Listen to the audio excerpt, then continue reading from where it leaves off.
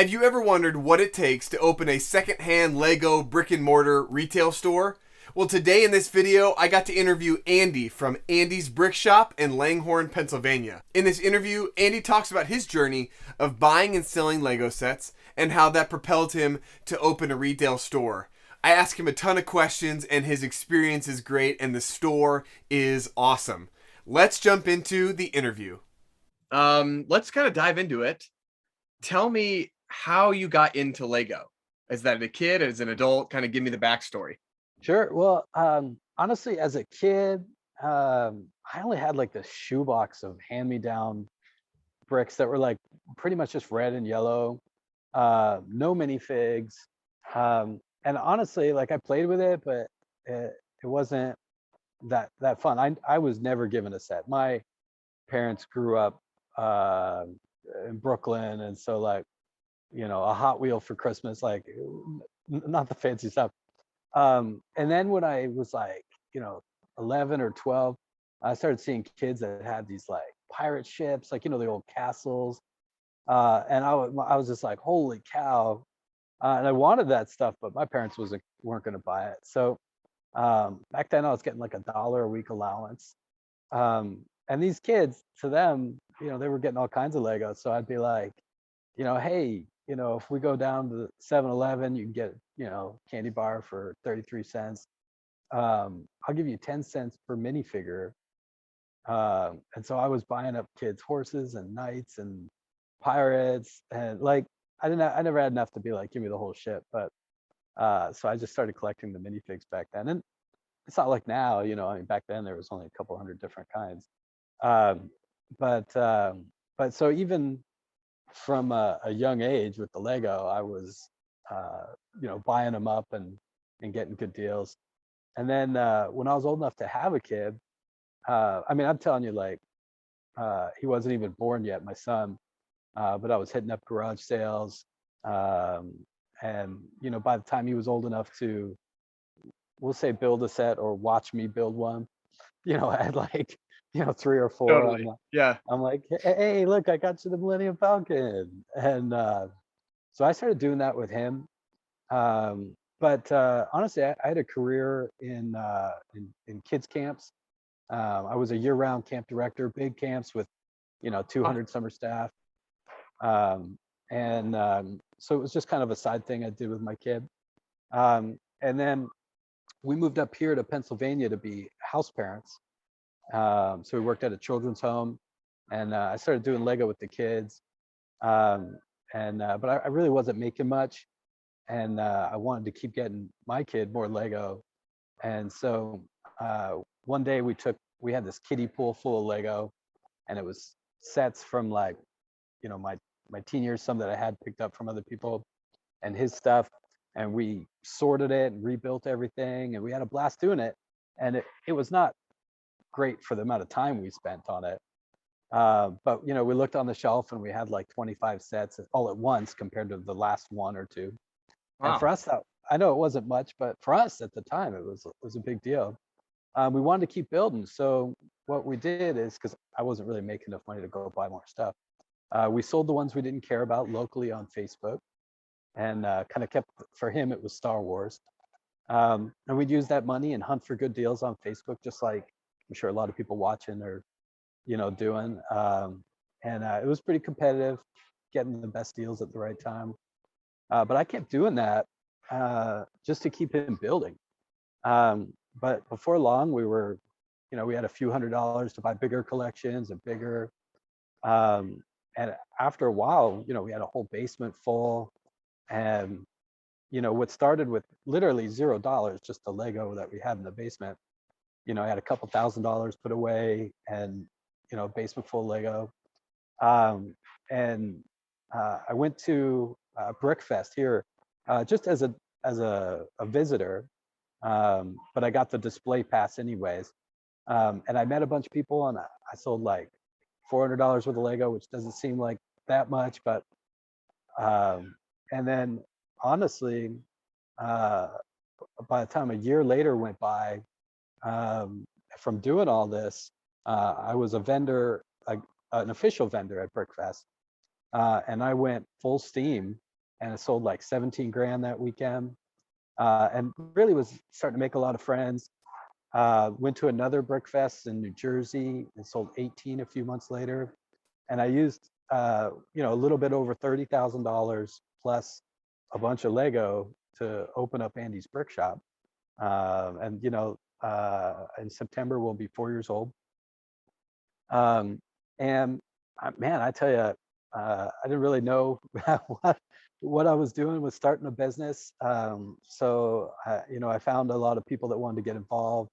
I wasn't afraid to ask for help. I had a mentor. I hired a bookkeeper pretty quick, and I started advertising on Facebook that this store was going to open. And right before we opened, like maybe 2.5, 3 weeks before, I bought a massive lot. Like it was only $8,000, but it was $100,000 with Lego. It just all needed work. And so we filled an entire full-size U-Haul, and I put that out there that I needed so much help rebuilding all these sets. And I tell you, every day for weeks, I had like families, 10, 15 people at a time, had people coming every day. And so when we got like this banner, we made our tagline, coming together one brick at a time. It's cool. Cool. Just because it wasn't, one, it works with Lego, but Sure. honestly, it's the people. That's fun. Yeah, and the store, we did a grand opening. I was giving away some free Lego. Huge first day. 11 months later, and we were in a 2,000 square foot spot, which is probably about the size of like a Lego store. We couldn't fit anymore. We had so much Lego. So we doubled in size. And it was like our new grand reopening.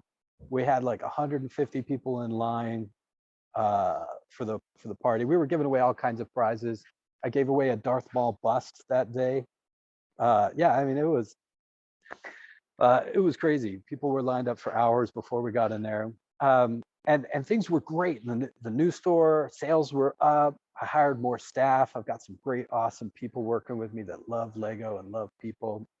Our reviews were great. And then COVID hit. And we had been in the store for 6 months. And most of my staff, some of them had family with health issues. And so I basically laid everybody off so they could collect unemployment. And my son and my daughter helped me run the store. We had just a little bit of Bricklink, but we launched it big, and we were doing curbside. And our sales skyrocketed more than when COVID was not there. No way. Yeah, people were going nuts. And there was this small store in the middle of nowhere in New York that shut down. And we went up there and I bought out their entire stock. Wow. And brought it down, and that stuff was gone like in a month. Yeah, no, it was crazy. Because during COVID, I mean, I hate to say it, but COVID was one of the best things for Lego. Huge. People could build it indoors with their family. Yeah, and a lot of people got into it, and now I thought kind of maybe after COVID it would die down, but now those people are hooked because Lego's so awesome. So when the mall started talking about opening back up again, because the whole mall was closed, it was literally this whole mall, a security guard and me and my kids in it. We would like run down the giant halls of the mall on the way to the store in the morning, yelling out poop. And my daughter loved to yell out fart. It was great. And if the security guard heard us, he would just yell it back. That's awesome. That's so good. It's only us in the mall.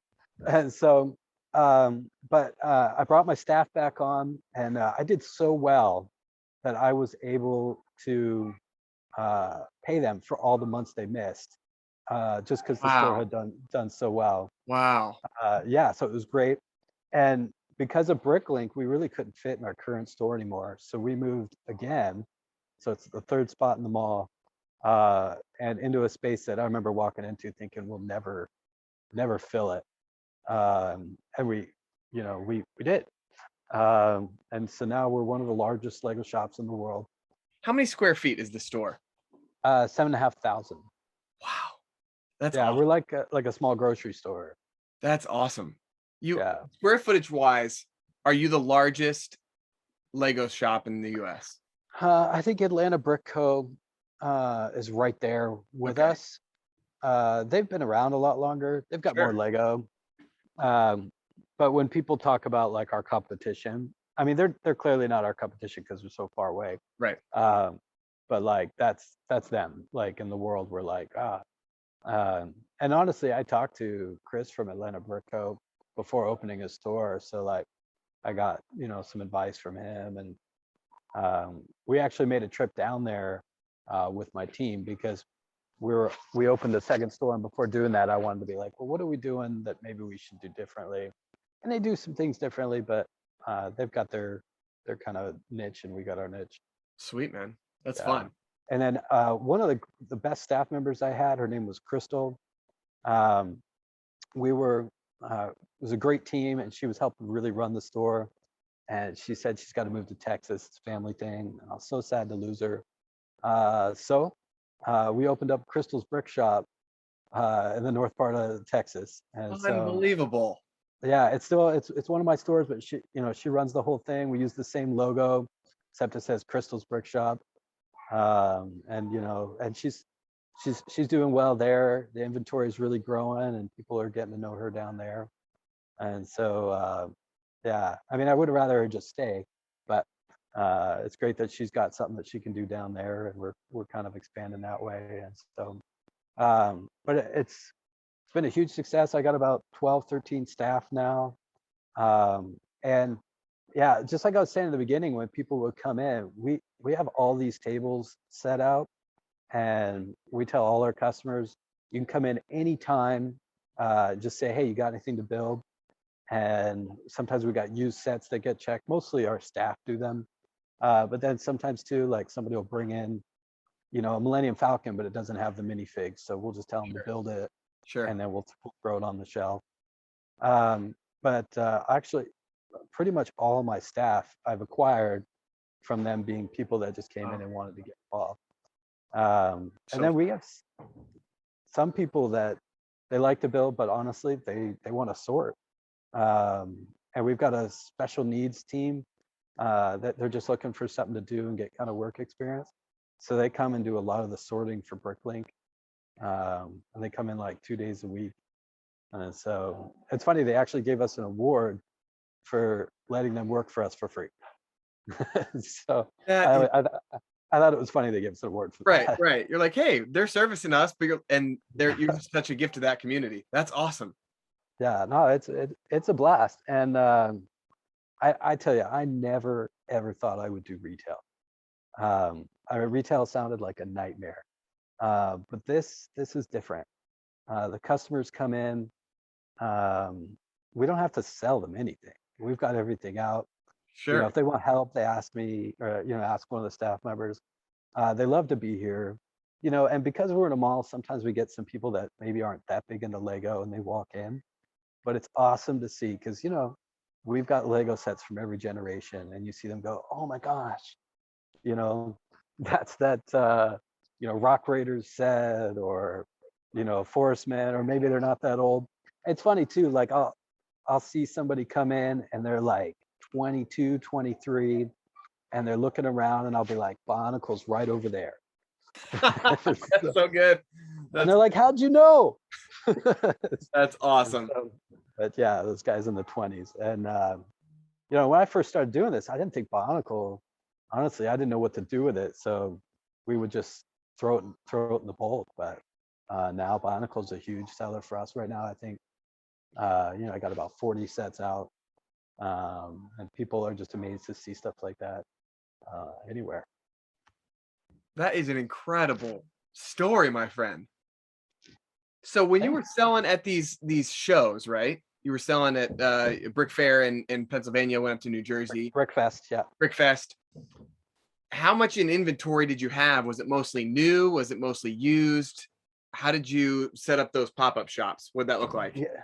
Yeah. So like as a vendor, like at the show, um, I'll say, especially from the beginning, mostly I've been dealing with used stuff, which is, I don't pay as much for it because it's work intensive. We got to check the sets. Um, but um, but I've been amazed how many people bring in new stuff. Sometimes it's simple things like Christmas presents or birthday presents they didn't want, or they got the wrong ones.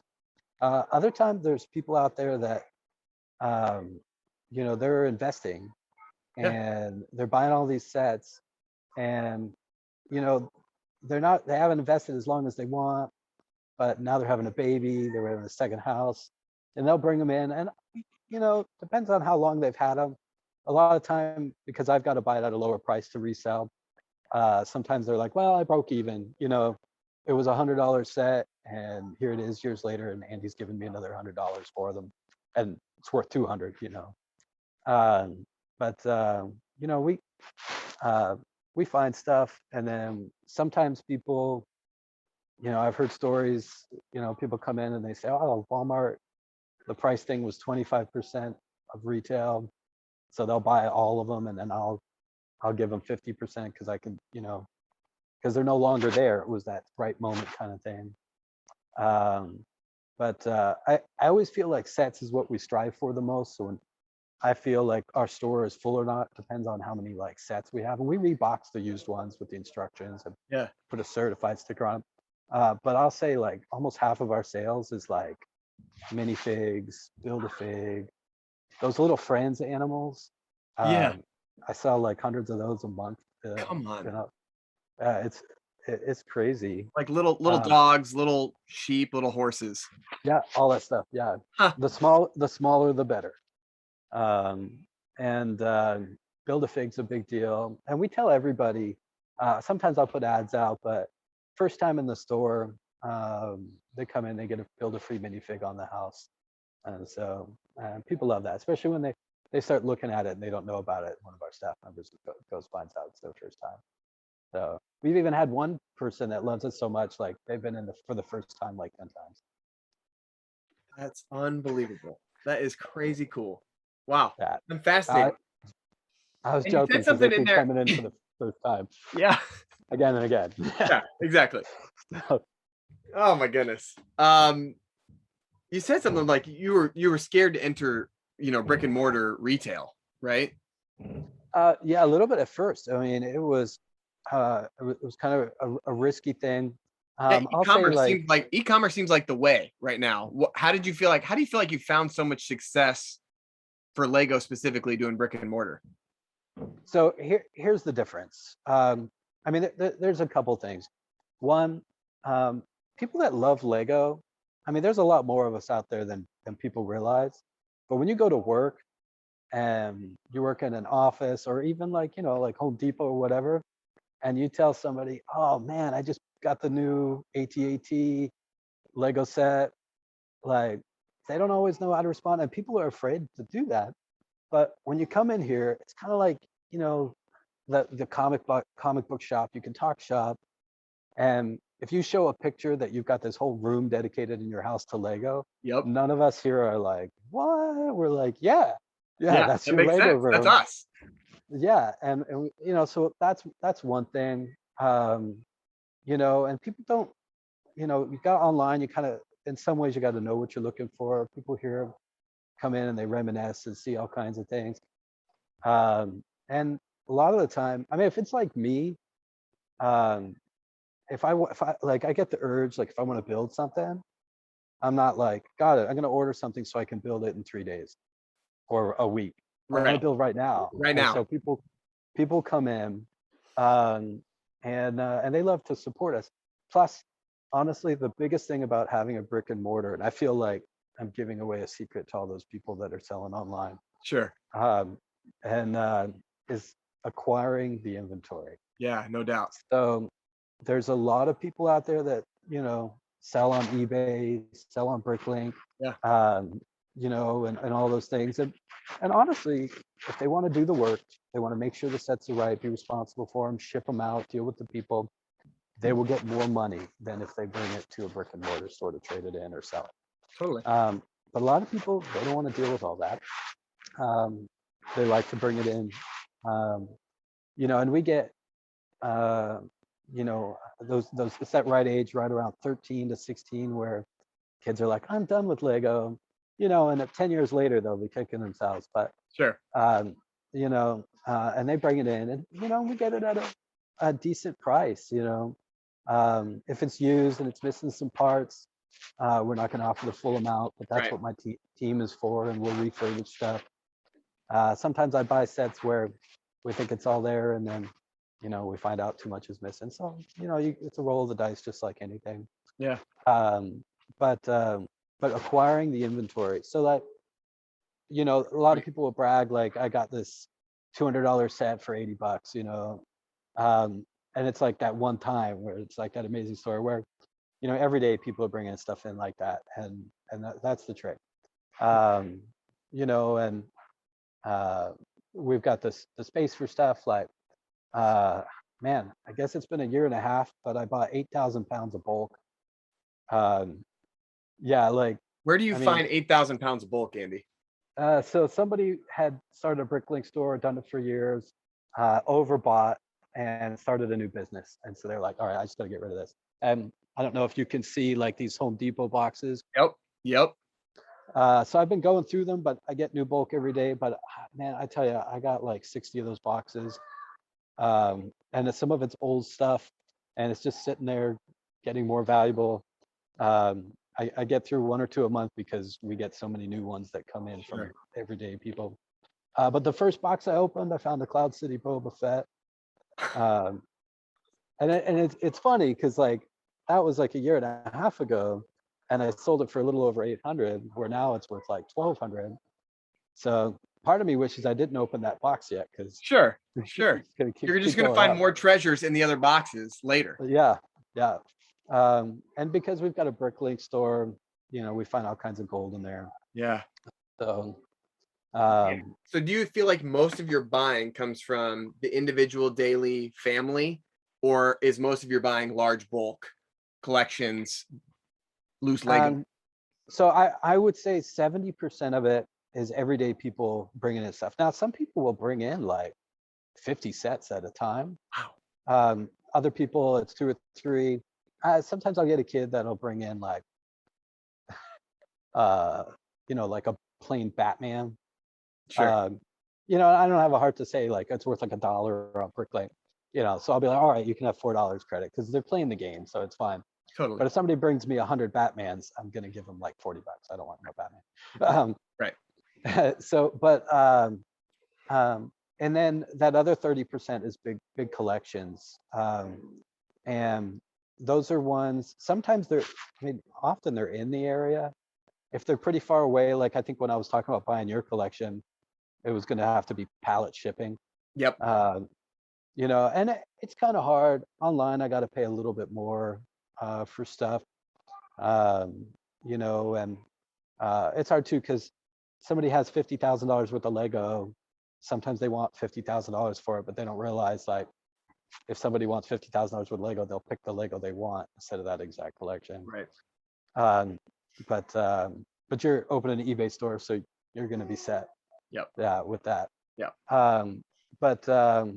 Yeah, and our customers, I would say 60% of our customers are families, and the Legos going to the kids. But 60 to 70% of the sales go to that other chunk, which is adults. Interesting. So, like I'll have a family come in and they'll get for their kid $100 worth of Lego. But then I'll have some guy come in and, he'll buy $300 worth of Star Wars minifigures and, the UCS Star Destroyer, and it just makes up for so many other kids getting little things. And so, but the best is when we get a full family of Lego lovers, because we'll see them come in and like I'll see the dad like oogling something like the new 20th anniversary Slave One, whatever it is, and the wife will say, you should get that. And he's like, really? And she's like, yeah, you should. And you're like, wow, that's great of her. And then she goes over and she's looking at this big Hogwarts castle now, because she's like, well, he's getting that, and they've each got these big sets, and they come up to the till, and then you see they look down at their kids just sitting there looking at them in shock, and they're like, oh yeah, okay, all right, let's find stuff for That is them. fantastic. That's awesome. Wow. A whole family would, I mean, you probably, the majority of the customers is you got a wife that's really into it, the husband's not, or vice versa. And they're playing this game like, hey, I'm gonna get this. And you're like, oh, I don't know. Is that in the budget in the cards? But having a whole family that's in love with the game, that is a blast. Yeah, and there are some people who their wives obviously are not into it. We used to laugh, like, if our receipts, said Joe's Pub or something, or Andy's Bar and Grill, they'd get in a lot less trouble, Right. uh, and stuff Right. like that. But That's so fun. That's so fun. yeah, What's been your favorite part of the whole experience so far? um, man, um, not to sound cheesy, but Oh, like, come um, man, I tell you, the customers. I mean, I was talking earlier, like, it's different because they love to be here. But I really feel like it's family. Um, we always laugh that we've got a thin line between our customers and our staff. We probably have 100 customers that could walk back through our work area without feeling weird about it or anybody looking at them strange. Um, yeah, I'd say that. I mean, I still remember, one of our first Christmas parties, I only had like 4 staff, but we had like 40 people at it because so many people would get involved.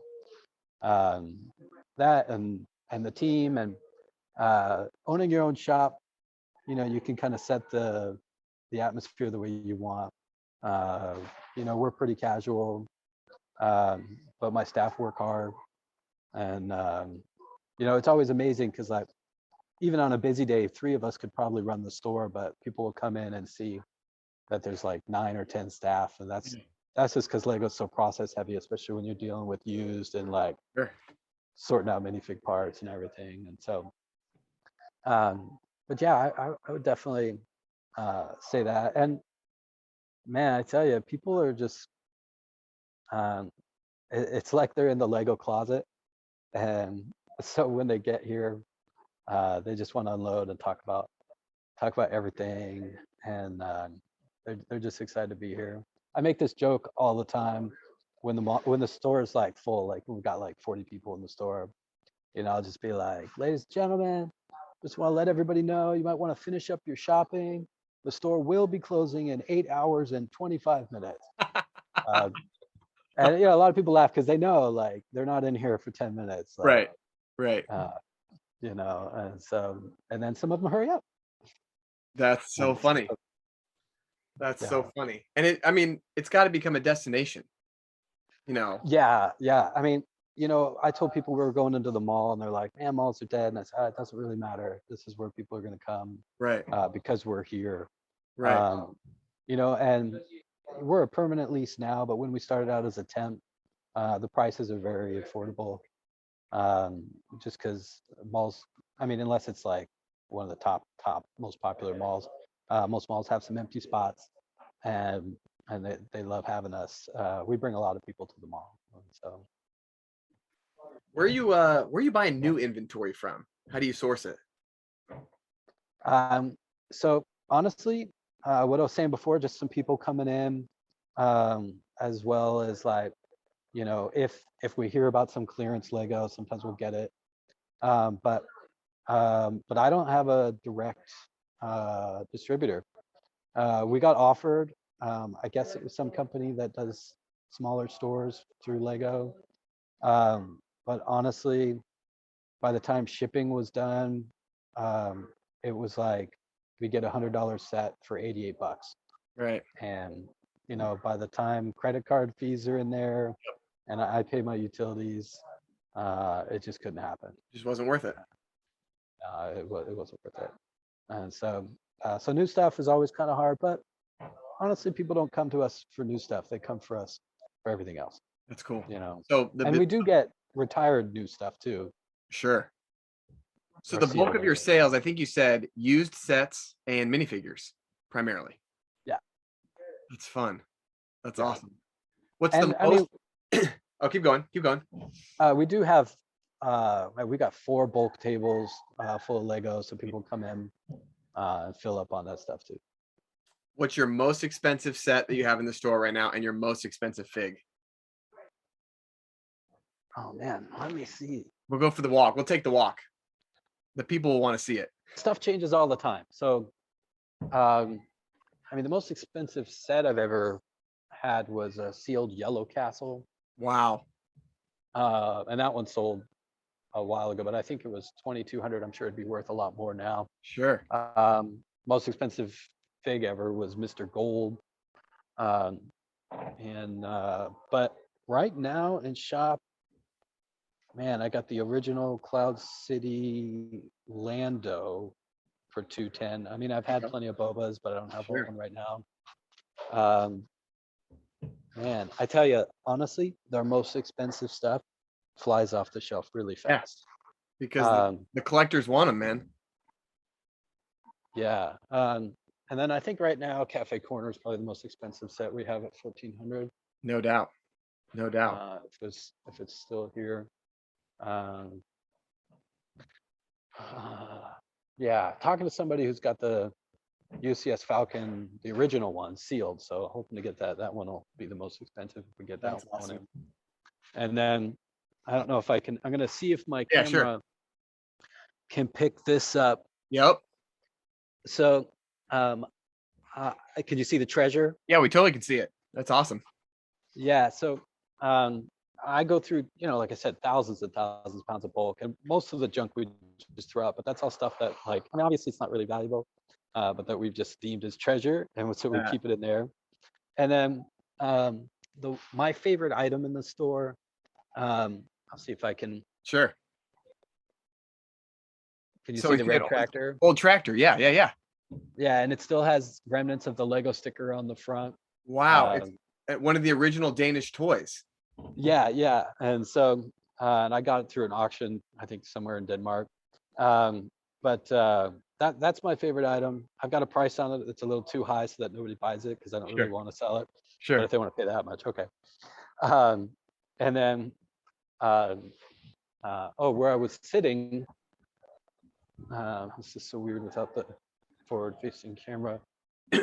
I pulled up a chair in front of our double-decker couch, but Oh, that's what we were looking at. Okay, I was wondering. It looks like a full-size double-decker from the Lego movie. yeah.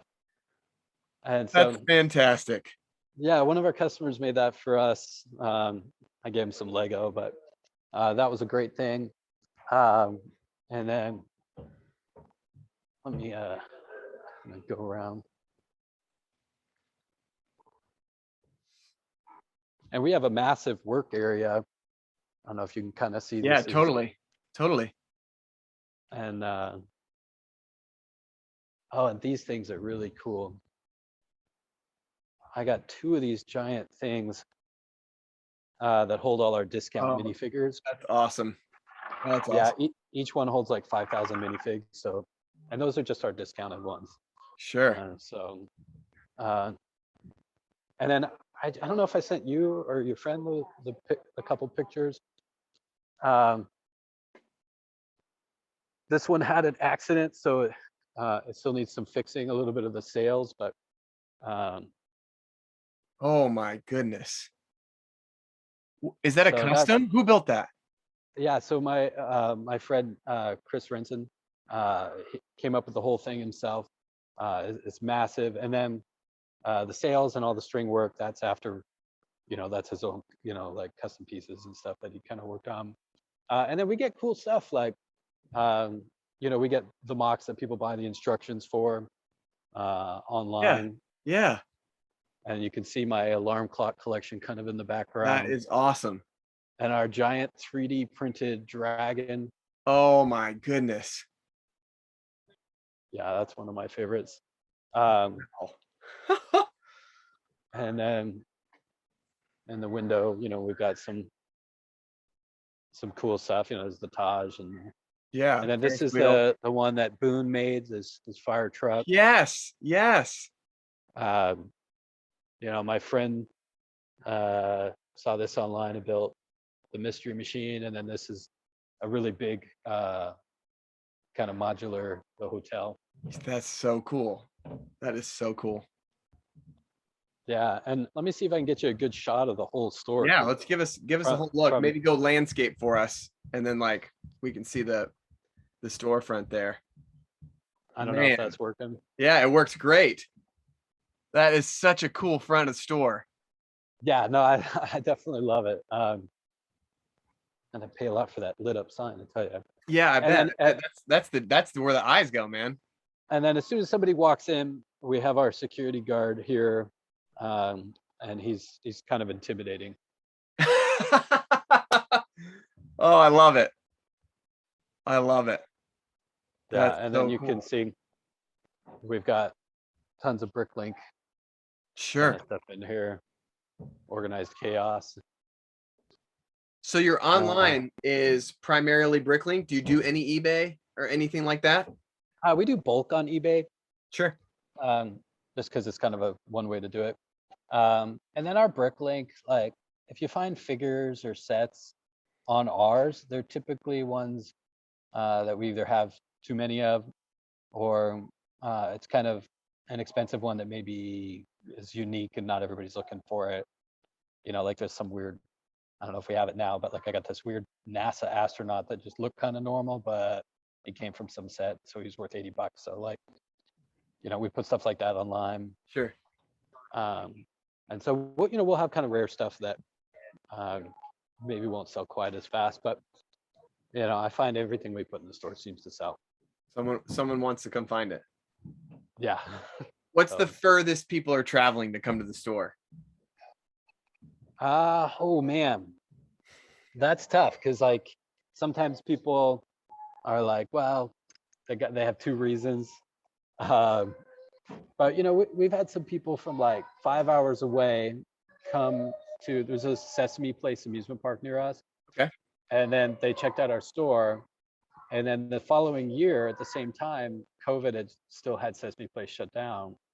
And the kid was like, it was like their tradition that they would go every year. And the kid said he really wanted to go, and he didn't care about the amusement park. He just wanted to come to the store. And so now they make it a tradition, and the kid doesn't even care about, they don't go to the Sesame Place anymore. They just come here. That is awesome. Yeah, yeah. And so, but we get people from multiple states away, Sure. all the time. And we've got regulars that drive over an hour just to get to us, for sure. That's cool. So my inventory has grown. I've started on eBay, been selling a little bit on eBay, primarily focus on retiring sets, appreciating in value. I'm sure you know all of this stuff. Is there any sets that you say, hey, if we could buy those in bulk, we hold on to them for 2-3 years and they appreciate, or does everything end up on the floor as quickly as you can get it? Everything ends up on the floor. Cool. And I think the reason for it is, um, if I buy, or if I've got a set that's worth $100, and if I wait 4 years and it's going to be worth $300, if you take that money that I get from the 100 selling it, buy 2 more sets of that kind of category, you do the math, and it works a lot better. Sure. But that's only because if I'm accessing stuff at that right price. Right. I could put away some stuff, but so far I haven't played that game. Sweet. So. Sweet. That's so cool. That's really fun. And it had I'm sure people come in and ask, do you have this? And you have to tell them no periodically, but you have everything out at all times. Oh God. Well, I feel bad because like the 501st Battle Pack that came out. Yep. I if somebody traded one in, it was hard. Sometimes we'd sell it as a set, but other times I'd be like, no, I'm gonna sell the minifig separately. Like I can get more for it, like, Yep. which is normal. So we would have one waiting over there for someone to like build it and split the figs, and someone come in and be like, oh, they'd see it and they'd be like, can I buy that? And I'll be like, oh yeah. So Yeah, you can, but you can also go get it at Walmart or Target right now. yeah, but I don't want to. Yeah, like, hey, don't You buy want them from me. back. But You want them yeah, back. especially because it happened once too when like they first came out and I had to buy them at retail, Sure. and I'm like, yeah, all right, here you All right. go. Here you go. I'll sell So it to you. Man, that's awesome. So, what are some of the funnest freebies, promos, giveaways that you guys have done that's like drawn a crowd? oh man, well we do free bulk days. Okay. Sometimes we'll have like a sandwich sized bag of bulk. But the real crowds are always when we do any sort of like um, giveaway. Like sometimes we'll do like $2,000 or $3,000 worth of. I'll just start walking around the store and I'm like, oh, that's been here a little long, um, or that's Chima. So yeah, or next of night, um, and so we'll do stuff like that. We'll be like, everybody that day gets a prize. Um, but we do a lot of silly passcodes. People have to come in. We'll say like, come in and get, buy one get one on something or whatever it is. But they've got to come in and say something, like the Patriots suck, or Lego not Legos. That's Um, good. That's good. but speaking of Lego and Legos, my staff know that if somebody comes in and says like, "Oh man, I love Legos," and in response we'll say, "We love Legos too," and so we're, we'll make fun of them after they leave. No, I'm There you go. That's right. no, Because we they don't don't know the want to correct be. vernacular. Right. Right. Yeah, we're not going to be fanboys here. And No. so, No. um, The yeah, and community is better than the correction. yeah, Yeah. yeah. Yeah. No doubt. Um, That's awesome. but yeah, and so, but we have a lot of fun here, and yeah, I feel like I still don't know if I really Oh kind yeah, of gave you the. there's the full view. Unbelievable. So is it categorized by theme typically in the store? Yeah, it is. Yeah, so we've got, and it ebbs and flows. It's crazy because like someone will come in and be like, hey, like I really love Harry Potter. What do you have? And sometimes we'll go over there and it's like we've got 3 sets and they're all like super old and like valuable, but that and but then they could come in 2 months from now and it's like we literally have almost every single set because somebody collected every Harry Potter set and got out and they brought them all to us. And so funny thing is we have like I mean I just priced them all, but we have this rack of sets that are ready to go. All I have to do is price them and then someone puts them on the floor. And you just see any of our regulars come in and before they start looking at the shelves, they just go to the rack, kind of like at Blockbuster back in the day. Yep. You'd go look by the returns. Yep. And two people will snipe us. They'll see like, well, somebody's inventorying a set and they want to go, what are you working on there? Just because they know a lot of the good stuff, as soon as it goes out, it goes right back out. And so That is awesome. That's super cool. So what do you think? I mean, off the cuff, most popular theme and least popular theme?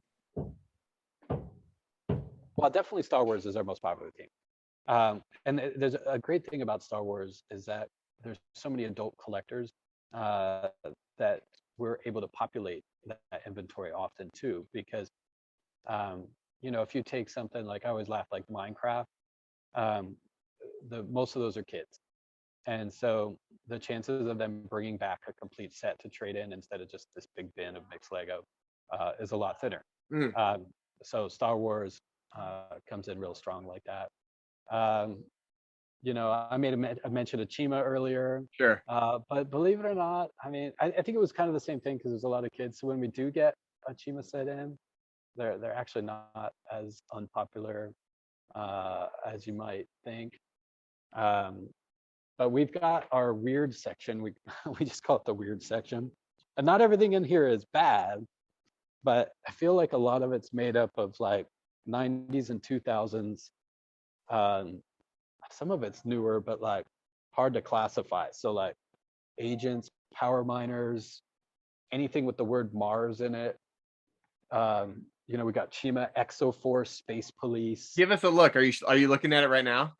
Yeah, let me Okay. see if Yep. you can see I see that power miner set up there. Okay. that weird stuff. You remember those Yeah. tubes? Old Mars. Yeah. Sure. Yeah, I mean some of this stuff like Ultra Agents is cool. The old Agents wasn't as cool. And personally, I love stuff like Exo Force, but a lot of this is stuff that the average person that comes in, unless they've been doing Lego for a long time, it's not old enough quite yet to be like, wow, vintage, um, and not new enough where anybody even really knows what it is. So, but yeah, and it's not always as much theme, even though Life on Mars is really not a big seller. But sometimes too, it's like, um, yeah, I tell you, it's hard to find somebody that wants to buy, you know, this, Right. this is sealed bags, older Technic. So like, there's not, or something like that. Um, so there's kind of like in every theme, you Sure. know. I always laugh because like the first Harry Potter stuff and the first Star Wars stuff, um, unless it's sealed, it's really not that valuable. People don't really want it, just because it was kind of really ugly. Right. It was back in the day. Yeah. Yeah. So, I'll have somebody come in and be like, "Oh man, I've got a stormtrooper." It's like from like right in the beginning when Lego first started making Star Wars, thinking it's like, oh, it's going to be worth a Sure. lot, and I'm like, Sure. well, maybe Sorry. not. Not worth that much. Yeah. Do you have a personal collection of your own, like at home, that you keep? All right. I feel like this is confession time. Um, We're safe so, space here. Safe space. all right. So when I first opened the store, I had a lot on it. It had to work, and it had to work more importantly than me having a collection. So the medium collection that I had, I was like, no, putting it in the store. And I thought to myself, like if the business works out, then I can always go back and buy whatever I want, um, and I'll get it at good prices.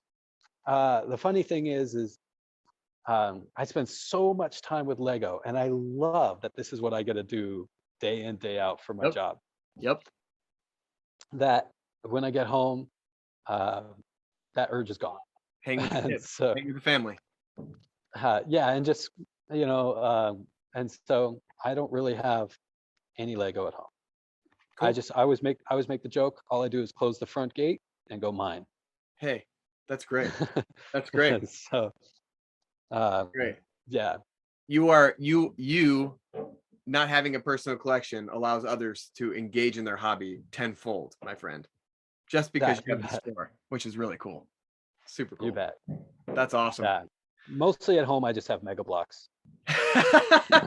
Everyone just unsubscribe from the channel right here, right now. Okay. Oh, that's good. Andy, thank you for the time, my friend. If some of our viewers or someone on the YouTube channel, if they're looking for your store, what city, what mall you located in, and where can they find you on social media? You bet. So, I mean, if you do a search on Facebook, Andy's Brick Shop, Facebook is our biggest thing because I'm on the older side. We have an Instagram thing, and I think things automatically move to there sometimes. But we are in Langhorne, Pennsylvania, just outside of Philadelphia, and we are in Oxford Valley Mall. If you're looking up for us on Bricklink, it's under Andy's Brick Shop as well in Pennsylvania. Yeah, and it's a great place. Even if you're not looking to buy something, if you're swinging through here, make sure to come and see us and tell us you saw us on this YouTube channel. I'll hook you up. Sweet. Let's do it. Jake's Bricks fans, you get a little hookup from Andy at Andy's Brick Shops. All of his social media will be in the description below. The directions and their Facebook page will be there as well. Andy, thanks for taking the time talking all things Lego with me so that people can learn. I mean, maybe someone will grow and they'll open their next brick shop in Los Angeles, California, Anchorage, Alaska. I love hearing your expertise, my friend. I think opening anywhere except for close to me is a great idea. There you go. Everyone stay 3.5 hours away from Andy's Brick Shop, and we'll continue to grow Lego fans across the board, my friend. This was a blast. Thanks for taking the time, and we'll stay in touch. And I probably will send you a message. I'm sure there'll be a bunch of comments that come in once we post this going live on YouTube. that people Sure. just have that I forgot to ask. So we'll stay in touch, my friend, but I appreciate it. This was awesome. And we will stay connected, and we'll come. I am going to personally come visit. I think the drive is 12 hours from Kansas City to Langhorne, Pennsylvania. So I'll have to make Sounds it trip good. eventually. So I'll have that free Build-A-Fig for you. yes. Thanks, Andy. I appreciate your time. bet. You have yourself All a right. great day. Okay, thanks, Jake. We'll see you. Bye-bye.